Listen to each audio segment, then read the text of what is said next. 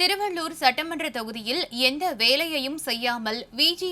ராஜேந்திரன் பொய்யான வாக்குறுதிகளை சொல்லிக் கொண்டிருப்பதாக அதிமுக வேட்பாளர் ரமணா தெரிவித்துள்ளார். திருவள்ளூர் சட்டசபை தொகுதியில் தேசிய ஜனநாயக கூட்டணி சார்பில் அதிமுக முன்னாள் அமைச்சர் வி. ரமணா போட்டியிடுகிறார். அவர் மணவூர், ஜாகிர்மங்கலம், கண்டிகை, தொழுதாவூர், மருதவள்ளி ஆகிய 20க்கும் மேற்பட்ட கிராமங்களில் திறந்த வேனில் சென்று இரட்டை இலை சின்னத்தில் வாக்குகளை சேகரித்தார். அப்பொழுது மணவூர் கிராமத்தில் புரட்சி பாரதம் கட்சியின் மாநில இளைஞரணி தலைவர் மகா தலைமையில் பொதுமக்கள் கட்சி நிர்வாகிகள் மேளதாளத்துடன் உற்சாக வரவேற்பு அளித்தனர்.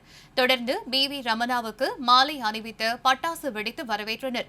பிரச்சாரத்தில் பேசிய பி. ரமணா, திருவள்ளூர் தொகுதியில் 5 ஆண்டுகளாக திமுக அரசு எந்தவித நன்மையையும் செய்யவில்லை என்றும், அதிமுக ஆட்சிக்கு வந்தால் ஒவ்வொரு வீட்டிற்கும் 10,000 ரூபாய் சிறப்பு உதவித்தொகை வழங்கப்படும் என்றும் தெரிவித்தார்.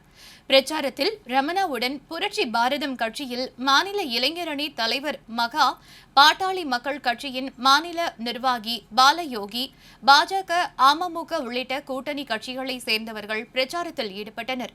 அனைவருக்கும் வணக்கம். மணவூர் போன வாட்டி பிரச்சாரத்துக்கு வரும்போது எல்லா தெருவுக்கும் சந்து சந்தா போனோம். 3 மணி நேரம் ஆச்சு மணவூர் பிரச்சாரம் முடிக்கிறதுக்கு. இன்னைக்கு 3 நிமிஷம் முடிக்க வேண்டிய சூழ்நிலை. 10 மணிக்கு மேல பேச முடியாது.